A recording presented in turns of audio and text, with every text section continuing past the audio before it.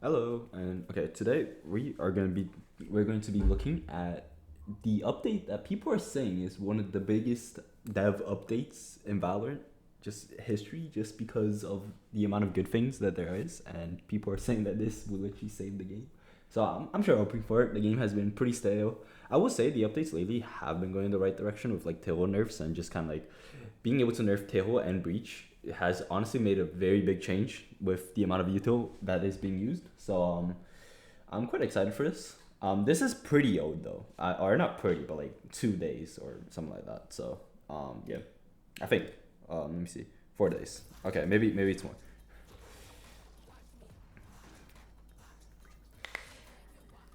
Hey everyone, thanks for joining us for another dev update as we continue our 5-year anniversary celebrations. We've got a lot to share today, so let's get right into it. First, I want to talk about abilities. We've seen a lot of conversation over the last Look at week, that. That was the average round in pro play when. especially when multiple abilities overlap and start to overwhelm combat in some scenarios. We want to make sure that we're always maintaining the delicate interplay between shooting and playmaking that keeps gunplay at the center of the game. Anticipating where your enemies are and then weaving gunplay, abilities, and teamwork together to win the round is what makes the best moments in Valorant. We've rolled out several changes over the last few weeks, and I want to bring up Tiffy and Ryan to talk more about our plans for the rest of the year and beyond. Hey everyone! Okay, I think they did talk about this before as well, where they were like already like get towards Masters Bangkok, where they did talk more about how they wanted to change Yuto, but they also did say that they were probably only going to roll out major updates about Yuto towards after champs, which makes sense. I think professionally, just because if you just pull out changes like now, like right now or after Toronto, it would just make stage two and like stage and champs just so much different because it would generally like completely change the way that people play the game probably, especially in pro play where Yuto is so like where people are just completely spamming Yuto. So yeah, it does make Hey sense, gamers. but Oh, that's me. That's Dan's line. Hey, I'm Ryan. Let's talk about what we've been calling ability overload here on the live balance team. We're looking at situations where ability combos can sometimes feel overwhelming in combat, and we recognize that adding new agents and that was 2022. Like by the UI, I'm pretty sure this was 2022. feel overwhelming in combat, and we And also recognize by the that DRX adding new team. agents with new abilities can increase these feelings. I will say like certain like characters don't feel like an overload of Yuto. It's just the combination like of tail breach. Like that is insane. Just like tail by itself can completely overload and just take a site. Like before, like Deadlock. I don't think Deadlock was necessarily bad. It's just that she was like so much weaker than Cypher. But like if Deadlock was introduced, let's say in 2021, when like the game was less Yuto based and more just like do this to run in. Like it would generally completely people would call her OP because of the way that she can stop Jet and stuff like and she would be able to stop Jet and that kind of stuff. So I just think that her Yuta was so weak compared to like the amount of Yuta that was in the game. So And we uh, do want our agents to make you think about the game, so I do think even in new yeah, ways. so I do think that like decreasing the amount of Yuta will also help make a lot of different characters more viable, which will add more creativity and more diversity into the game. I think about Clove. Clove really made me rethink what death means. And there's also Vice. Vice made you learn what it means to be alone in dangerous enemy territory. Oh, Tejo. You should talk about Tejo. Yeah, so Teho makes you consider the importance of an escape plan, essentially. As we look closely, though, at Teho and how he was being played in the game, we realized that his guided salvos led to a higher frequency of check-in situations without any opportunity for counterplay, especially at the high levels of play. So we reined him in patch 1009 to bring him more in line with other initiators. We're going to be Cause hitting yeah, all okay, the so different the types of tone combos in changes this were video. insane, like There are very certain good. spaces we've tried to disrupt, or where some abilities are in terms of tuning. And as the game continues to change and you have a wider variety of abilities to deal with quickly, we need to make sure that it's easy to parse all the information at your disposal. Whether that be smokes, flashes, stuns, debuffs, you name it. Clarity changes are typically a net positive and don't have any unintended effects on other agents' abilities, so we'll ship these when we're good to go. And we've already started some of this work with things like the minimap updates, Brimstone Molly Audio. You might have seen the Raises explosion visuals being updated. And there's visual tells for health states of Deadlock's barrier mesh as well. And overall, we believe that the gameplay and balance are in a healthy state. Right. We take a look at agents, maps, and weapons, just to see where they are in terms of presence in the meta, overall strength, and their sentiment across ranks. These are just a handful of the key indicators that we track to make sure that there's no outliers that we need to take a second look at. And of course, most importantly, we monitor how Valorant is actually being played with all of your feedback. So make sure to fill out those surveys you get in the client too. We're also confident that the changes we're making now and some things that we're exploring for the end of the year will ensure that we're maintaining Valve's core balance. Okay, I do wonder how much like only because they only change. I'm pretty sure the patch that they're gonna play in for Toronto is only gonna be the difference in Teho and Breach, and I guess like the visual effects that they put in for like Raze right now. But I do wonder how much that's actually gonna change the meta because I do think in coordinated settings like pro play, I do think Breach and Teho are still like insane. The only thing that is probably gonna make it very hard is no post plant or like less for XX. Because when you really think about it, the reason why it was so OP is because you could let you breach stun and then use your Teho missiles or to just like completely take a site. But now if you use breach stun and then Teho missiles, you won't have anything for post plant unless you put it like the plant in a place that you can use your aftershock. So I do wonder how much it's actually gonna affect like the meta. But I do think it's gonna change because you're gonna need something for post. So maybe like we see KJ making a comeback or something like that. No spoilers though. Some spoilers. So in the next couple of weeks, we'll be revealing our new map with a little teaser here.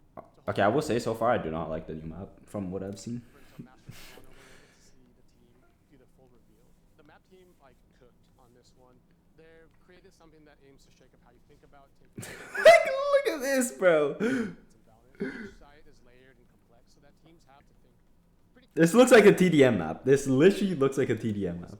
Utility to get onto site.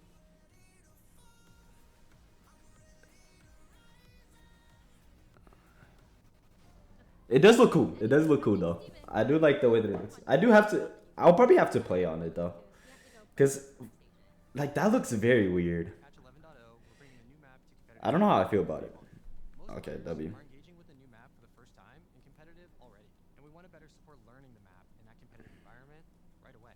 And we know it's gonna take reps before you're up to speed. So during that first patch cycle, which is 2 weeks, RR losses on the new map will be reduced by 50%. But don't worry, Okay, you'll still earn W. the 50% when you win. We're excited to see W. how you learn and adapt to the Wait, level. that's actually insane. Wait, that's insane. And maybe dodge a bit less too. Next up, we're starting the conversation around a topic we've heard a lot about, smurfing.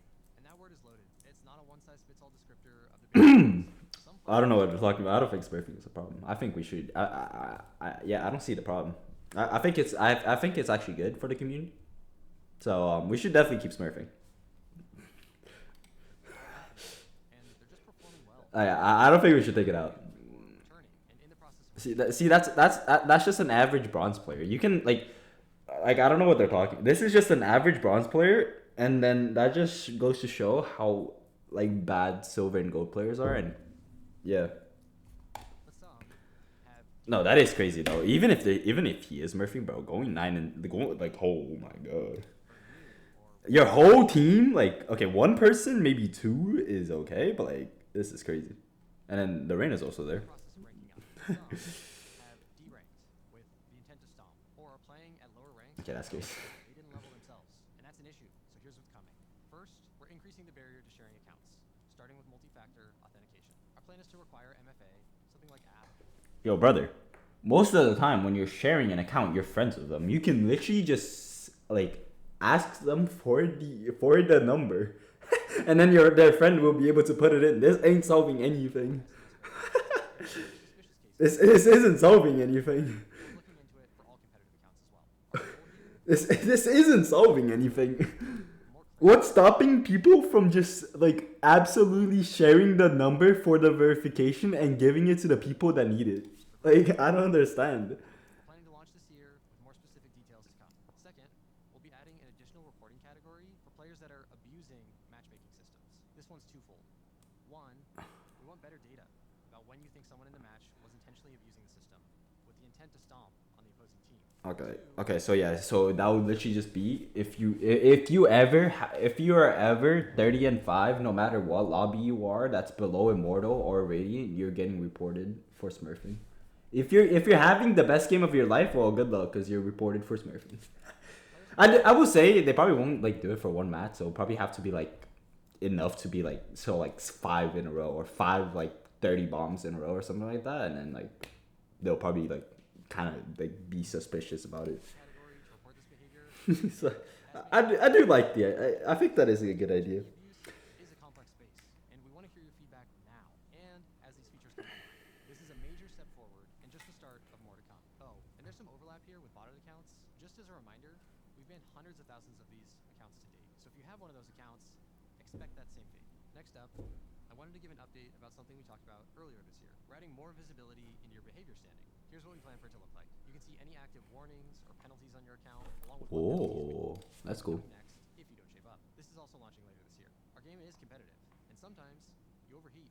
We're giving you more direct and visible information so that you can course correct more quickly, and so you understand when bans are on the table. Competing has those lows, but let's talk about the highs too. We started the year off with some quality of life improvements, like rank shields, and we're excited to bring additional recognition to Premier.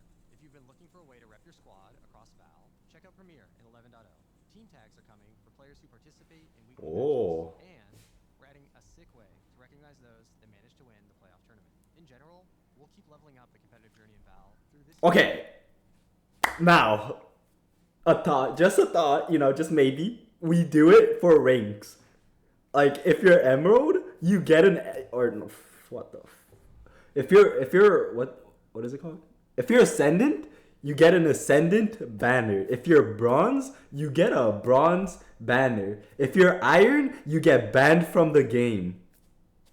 And beyond, so stay tuned for future updates. At the highest peak of competition, It's not a bad idea, right? as we lead into Masters Toronto, Pick'ems Or like instead of just a gun buddy, I will say I did my pick'ems. They're not looking good. I'm gonna say this is probably I don't like it. We'll be bringing it to all Masters and Champions events from here out. For a different peek into our perspective on what's next for esports, I'll hand it over to Leo.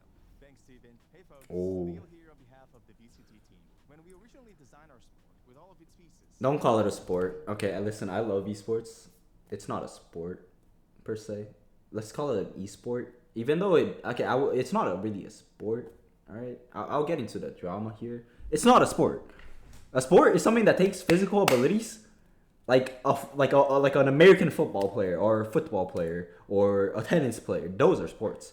This is an esport. Although once again, we'll keep the name because I do think esports is the best name for it. But it's not a sport. All right. It's very mentally tough, and there are very jacked players, but I do not think it's in the same category.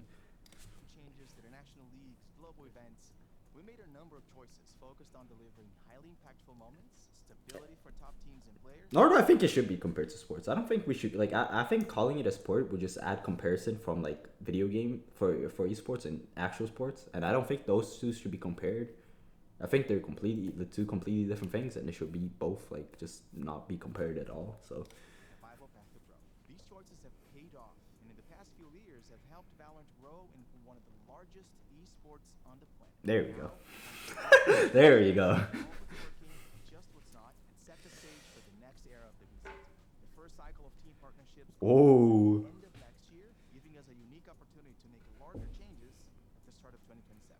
As always, we want to build the sport together. So I want to share Okay, bro. our thinking as planning kicks off. Yeah. There are three things we're aiming to accomplish. Uh-huh, First uh-huh, of all uh-huh. is more openness.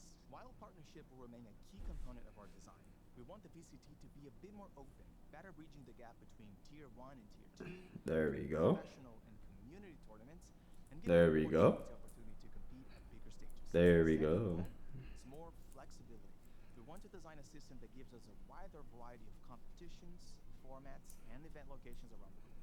And our third goal is to create more ecosystem moments. Events like Masters and Champions have been incredibly valuable because they allow us to bring together all the things that make Valorant special. The game, the sport, the community, the culture.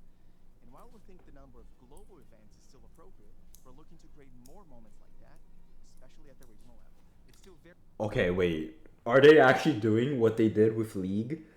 In like, okay, I will say the LCK format I think is the best format like ever in esports, because there's a lot of games regionally. Like I think Valorant should implement this, so at least like for stage 1, for example, Stage 1, you play every team. Like, there's no groups. You just play every team at least once. And then there's playoffs. And then there's the first international. And then stage 2, same thing. Once again, you play every team again. And then you play, and then and then playoffs. And then the teams qualify for champs. Because I do think, like, stage 1, dude, you literally play 5 times. Go to playoffs if you go to playoffs. And then you play, like, 3 matches maximum. Unless you lose. Then you play maybe 4. Yeah, something like that. So it's like it's very bad. I do like there should definitely be more matches. Very early, and we'll be sharing a lot more updates in this year and the next. It is better than last year, Biggest advantage but continues to be the ideas you bring to the table. yeah. So please continue sharing them with us. All right, that's it from me. Back to you, Andy. One of the most important foundations for Valorant's future is the game engine itself. We've been building Valorant in Unreal 4. Oh, is this the Unreal 5? Years, and the time is right to upgrade to Unreal 5. Coming soon in patch 1102. This is gonna be like CS:GO. Okay, I will say I hope that they make it like so it can become like the CS:GO graphics where it becomes like very very good. Like not necessarily more realistic, but just like way better. But I also hope that because with Unreal 5, what you can do is you can make it very if you put on like max graphics, it becomes very very good. Like a lot better than Unreal 4. But it also means it can also make it so like you can put it on a very extreme low to the point where it still looks good, like playable, but it just makes it your performance a lot better than like before. End of July. The patch on release day will be a significantly large download to change the engine out, so we really appreciate your patience. In the short term, we've gone to great lengths to make sure that the upgrade doesn't disrupt your gameplay, so the game's overall look, feel, and all your crazy lineups should still be similar. The patch will, however, come with Similar, huh? performance. I don't use downloads lineups. faster in the future, and there will also be a special gun buddy to commemorate the occasion for everybody that logs in while the 1102 patch is still live. Over the long term, bringing Val onto Unreal 5 will enable a whole host of new possibilities, and we can't wait for Okay, he chose that word very specifically. So host by hosting, I'm pretty sure it just means community creations, right? Like workshop maps for CS. That's what I'm guessing. going in the years ahead. Okay, finally, That's what I'm guessing, right? Because it's pretty much what Fortnite did when they switched to Unreal 5. When they switched to Unreal 5, they made it so like you can have like people can just make games freely, like anybody. So I'm pretty sure that's what they mean. I'm pretty sure it's just workshop maps, which is gonna be amazing. and we are happy to confirm that they'll be going live on PC with patch 1106 in September and coming to console a bit later this year. The launch version will enable you to analyze your recently played games on the live patch, starting with your competitive games, and we'll be looking into other modes over time. W. You'll be able to click through each player's perspective. You'll have a free moving observer cam, and W. you'll have some other playback control tools as well. W. Really couldn't be more excited to get replays out to you all, and we're really looking forward to all the clips, edits, and analyses that you create with it. We'll be sharing more info as we get closer to release. All right, that's a wrap for today. We're 5 years in, but we want you to know that we're just getting started with Val. We'll continue the work we talked about today to keep core gameplay feeling All right. I mean, this is okay. I understand the hype now. This can quite literally, this one video can quite literally bring the hype back into Valorant. And if they execute it the way that they're saying they will, it will save the game. Like, it will literally single-handedly save the game. Like, if they do everything that they're saying here, it will save the game. Like, hands down, it will save the game. So, I really hope that they will. And, I mean, I sure hope they execute it correctly. I will say Valorant might be slow in executing, but when they do, they normally do it very well. Like Riot. So, I have confidence in this. So, yeah. But anyways, that was my take on it, on this video, and the new changes coming up. And I hope you enjoyed the video, and I'll see you next time.